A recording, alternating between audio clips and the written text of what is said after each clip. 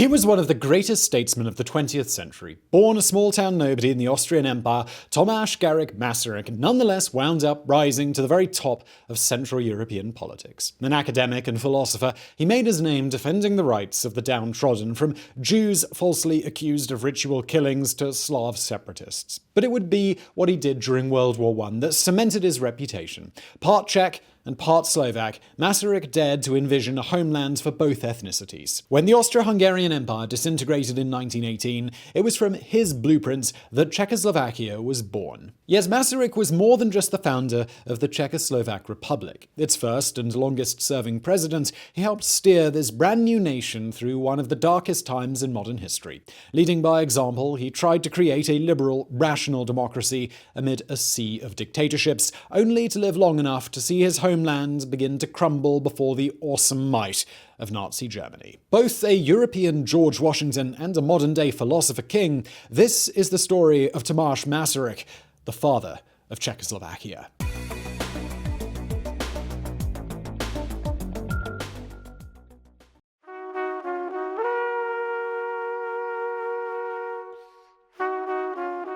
It was a cool March day when Tomáš Jan Masaryk was born in 1850 outside of modern-day Hodonín in the Czech Republic. Not that there was anything remotely like the Czech Republic in existence back then. In the mid-19th century, Central Europe was dominated by the Austrian Empire. Under the Habsburgs, the monarchy had ruled all Czech-speaking lands for centuries.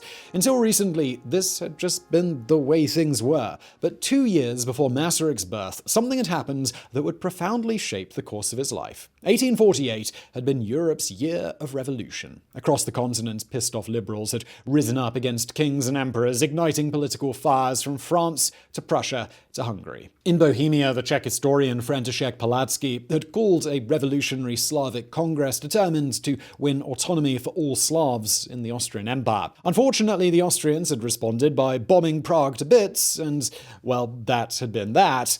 Almost. The truth was, once nationalism was out of its box, once those Czech dreams had been given form, it was impossible to put back in. It would take another 7 decades, but the hopes of the 1848 revolutionaries would one day be fulfilled. And it would be all thanks to Tomáš Masaryk. Not that there was anything in his childhood to indicate the boy would grow up to be so important. Masaryk's father was a salt-of-the-earth Slovak coachman working on an imperial estate, while his Czech mother had assimilated with the dominant Austrian culture. The family were also relatively poor, enough so that Masaryk's parents felt they couldn't afford to send their son to secondary education. It was only thanks to outside intervention that Masaryk didn't spend the rest of his life in obscurity. From the earliest age, the boy had been a prodigious devourer of books. Like, if books were a breakfast buffet, Masaryk would be the huge American in cargo shorts going back for 17th servings of bacon. He had read everything he could get his hands on, retaining knowledge on hyper-obscure subjects. Eventually, the dean of the local school couldn't take it any longer, and he went to Mr. and Mrs. Masaryk and basically said, "Guys, I know you're poor, but you have to give this boy an education." And so it was that young Masaryk found himself ditching his local locksmith apprenticeship and enrolling in Brno's Catholic grammar school. The move was a lifesaver. At school, Masaryk proved so adept he won a scholarship. However, this still wasn't enough to fund his studies, so he took up tutoring work for the family of Anton Lemonnier, the director of the police. This would turn out to be extremely lucky. In 1868, the Catholic-raised Masaryk started refusing confession. Not a big deal, you might think, but the grammar school considered it a requirement. When Masaryk kept refusing, they kicked him out, and just like that, Masaryk's time in education could have been over, had it not been for Lemonnier. When the policeman found out about the suspension, he was pretty much like, "That's a bit weird. I'm about to move to Vienna to become a super important police guy. How about you come with me?" And that's how, in 1869, Tomáš Masaryk found himself living in the imperial capital. Life wasn't easy, even with Lemonnier as a patron. Masaryk worked his Prdel off tutoring the family and passing his exams, but pass them he did, enrolling in 1872 at Vienna's philosophical faculty. This was a huge step for the son of a semi-illiterate Slovak coachman, but it almost all fell apart. In 1873, Lemonnier died, and Masaryk was suddenly without a guardian angel. It was only through sheer luck that he managed to find another wealthy family to take him in and keep our video from fizzling out right here. Finally, in 1876, Masaryk graduated. He moved to Leipzig, hoping to do some studying. But it wouldn't be books that occupied his mind. It was in Germany that Masaryk met the woman who would change his life.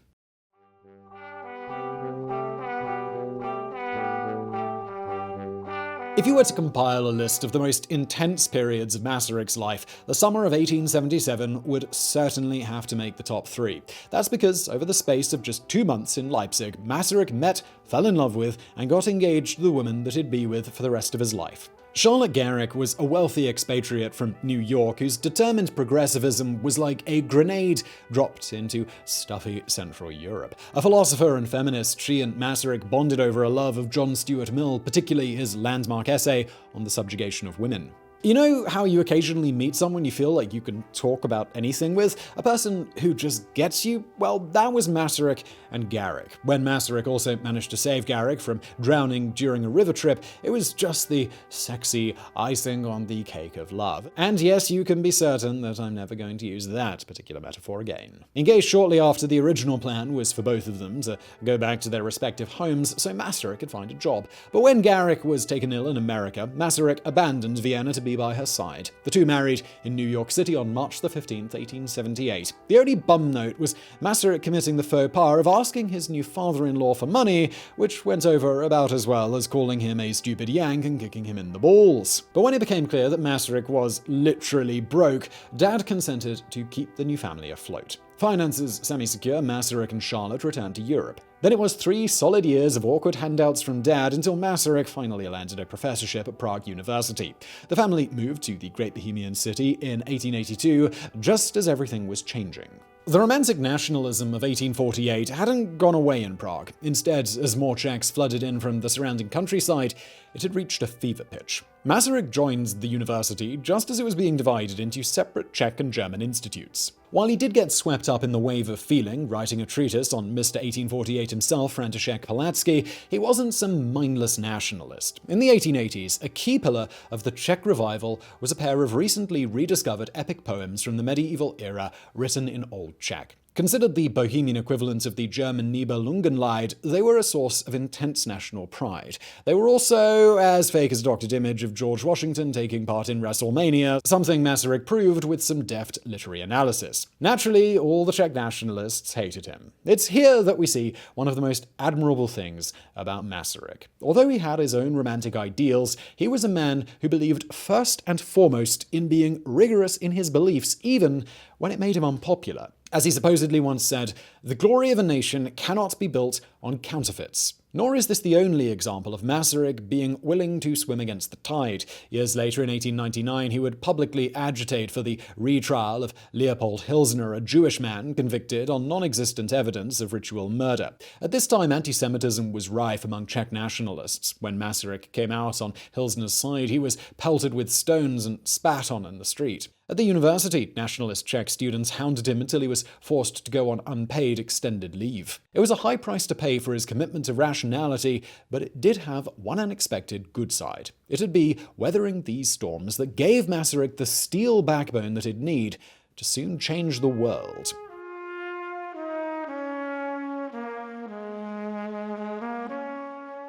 It was amid one of his periodic controversies that Masaryk began to turn away from academia and towards politics. He began writing articles, agitating for a revival of the dreams of 1848, dreams focused on winning Czech autonomy within Austro-Hungary. Not that he only focused on Czechs. One of the sharpest articles was a demolition of how the Hungarian half of the empire treated its Slovak minority. In no time at all, Masaryk had established himself as a heavyweight Czech thinker. So when the liberal Young Czech Party approached him about running in the 1891 elections, it seemed like a no-brainer. Masaryk took them up and was duly elected and found himself back in Vienna for the first time in years. What he saw there didn't fill him with confidence. In Austria's Reichsrat, the young Czechs harped on a course of uncritical nationalism, unwilling to work within the system so much as just shout at it. In 1893, Masaryk quit in disgust, certain this lack of realism was what was keeping the Czechs from making any advances. For the next couple of years, he hung around the edges of the Prague political scene, writing books and churning out articles. By 1900, though, he had decided to put his money where his mouth was. That year, Masaryk founded his own realist party with the aim of achieving Czech autonomy in, as the name might imply, a realistic way. Although the party wasn't a bust, it also wasn't a major success. En Marche in 2017, this was not. Although it succeeded in returning Masaryk to the Reichsrat in 1907, it was a minor force at best, one among many Czech parties. It probably didn't help that the nationalists still couldn't agree on what they wanted. Did they want an autonomous province within Austria or a wholly independent state? But while Masaryk was firmly in the autonomy camp, that was soon going to change. Masaryk's transformation from realist to world-changing visionary began on the 28th of June, 1914. That day, the radical Bosnian Serb assassinated the heir to the Austrian throne, triggering a series of crises that quickly led to the gigantic crisis that was World War I. For years, Masaryk had been condemning both Austria's meddling in the Balkans and its alliance with Germany. Now he watched in horror as both of these things dragged the entire continent toward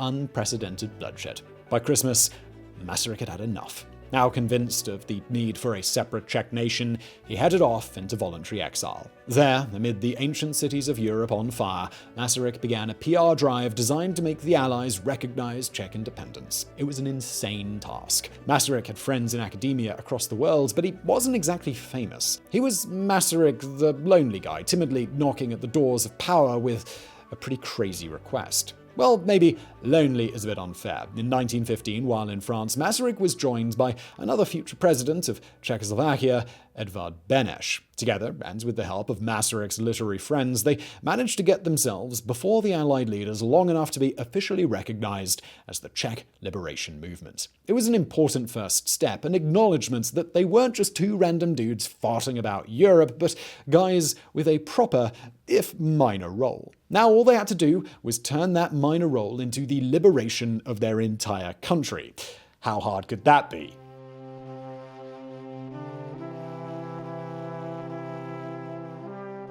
The next few years played out like a globe-trotting thriller.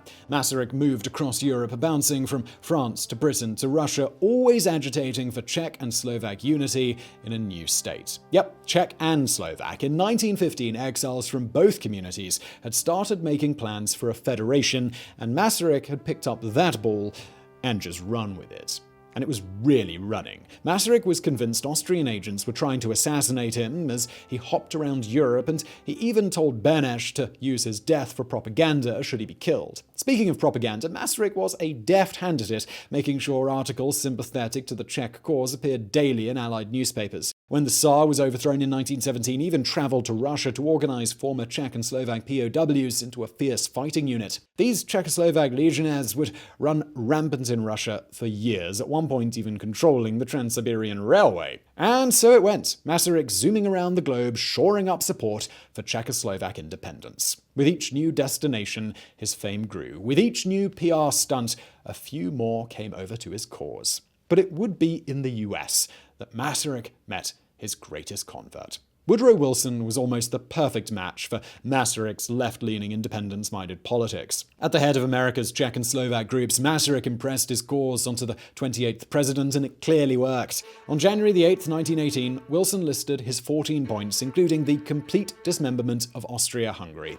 A couple of months later, the Lansing Declaration explicitly gave US backing to an independent Czechoslovakia. From here on out, events took on an air of inevitability. In May, Masaryk met with Slovak representatives in Pittsburgh, where the two sides struck an agreement on Slovak autonomy within the new state. In June, the Allies declared the still non-existent Czechoslovakia an Allied power and recognized the borders proposed by Masaryk. But despite the feeling in the air, there was nothing inevitable about any of this. Historical events feel inevitable because we're looking back on them as if they were as unchangeable then as they are now. But the reality is that none of this was set. Austria-Hungary could have easily survived the war intact, or maybe the Czech lands of Bohemia and Moravia could have broken off but left the Slovaks a persecuted minority in Hungary. The fact Czechoslovakia ever existed is down almost entirely to Masaryk's tireless work. Finally, on October 28, 1918, this new nation officially broke off from the collapsing empire. By now, Masaryk had already been named president of the interim government and hastily made arrangements to return to Prague. His original plan was to meet in a cafe with some old friends and celebrate their new republic. But as he got closer to Europe, it became clear that he wasn't returning to his cozy old life. Wasn't even returning as T.G. Masaryk, the new interim president. He was returning as the father of an entire nation. On December the 21st, Masaryk arrived to vast crowds, desperate to catch a glimpse of him. The next day, he stood at Prague Castle and proudly declared, "The affairs of your government are returned into your hands once more, O Czech people." And therein lay the problem. Masaryk may have left Prague a Czech nationalist, but had returned leader of a country in which Czechs just barely made up a majority. In this brave new land, a sixth of the population was Slovak, almost a quarter were German, and there were significant minorities of Hungarians, Poles, and Ruthenians. If Masaryk wanted to make Czechoslovakia work, he was going to have to convince all these wildly different groups that the government spoke for them. And spoiler alert here, he'd never quite succeed.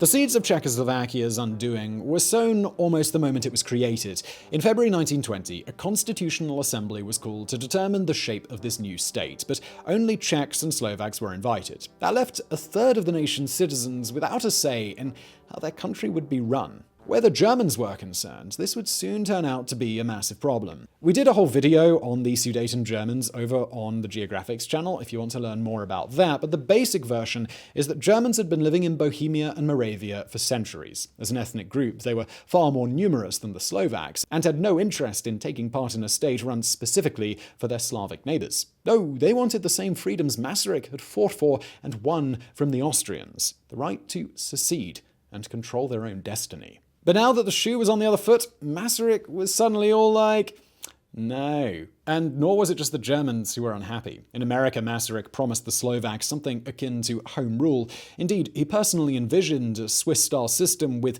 each group basically left to do their own thing. But the reality of leading a brand new unstable state soon destroyed this idealism. As the 1920s crept onward, power was centralized more and more in Prague and more in the hands of Masaryk. Although he wielded no formal power as president, Masaryk had a big enough reputation, enough charm, and enough allies in politics and the media to get his way on almost every issue. There is always something known as castle politics, with a small clique centered around Masaryk effectively ruling outside parliament. No matter how often Masaryk made speeches promising a federal system in the future, the reality was that Czechoslovakia was becoming a highly centralized oligarchy. Yet if it was really an oligarchy, it was a fundamentally liberal one. A die-hard liberal at heart, Masaryk genuinely believed in respecting the rights of all of his subjects, even separatists like the Sudeten Germans or Hungarians.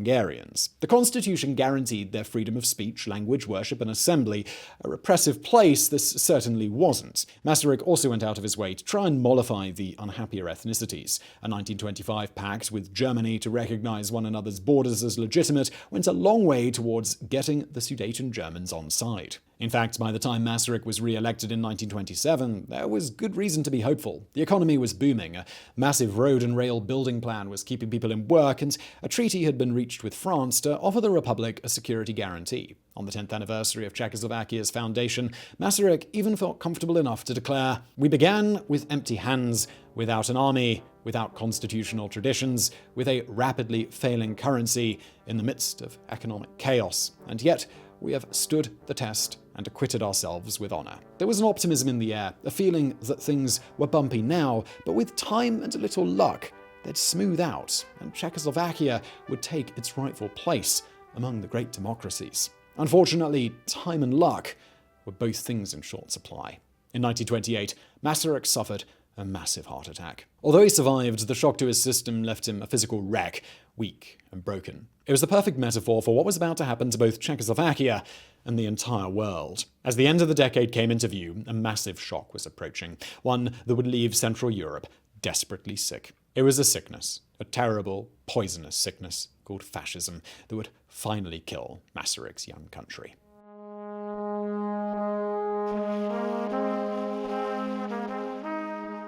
On October 29, 1929, Wall Street fell to earth with a crash heard around the globe. It was the start of the Great Depression, a decade of misery, unemployment, and endless gnawing hunger. In Czechoslovakia, it blew through industrial cities like a bitter wind, shuttering towns, leaving millions destitute. Unfortunately, most of the worst-hit cities were in the Sudetenland. As Prague launched a modest relief program, the Sudeten Germans watched as their livelihoods were destroyed. Undoubtedly, Czechs and Slovaks suffered in the Depression, But reality isn't what matters. What matters is that the German minority began to feel like Masaryk and his circle didn't care about them, that Prague was looking out only for Slavs and leaving the Germans to suffer. So when a silly little man with a funny moustache took power in Germany proper, promising to make the Germans great again, well, it isn't hard to see how the Sudeten Germans' dreams of succession might come roaring back.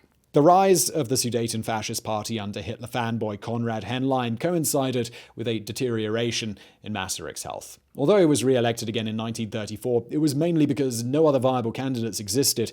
Masaryk had succeeded in identifying himself with the state so much that nobody could conceive of a time without him. But that time was almost upon them. In May of 1935, parliamentary elections returned 44 seats for Henlein's fascists, a single seat less than the largest party. With over 2/3 of all Sudeten Germans now backing a secessionist party, it was clear Czechoslovakia wasn't going to hold together much longer. Masaryk, though, wouldn't live to see the bitter end. On December 14th, 1935, Masaryk abruptly resigned, passing the presidency to his old buddy, Edvard Beneš. Then the father of the nation slipped away into retirement to await the inevitable. For nearly 2 more years, Masaryk clung to life, clung on just as Czechoslovakia did, even as the sickness grew inside it. So many people came to inquire about his health that assistants started hanging posters on the gate every morning giving updates on the situation. Finally, on September 14th, 1937, came the poster bearing the worst update of all.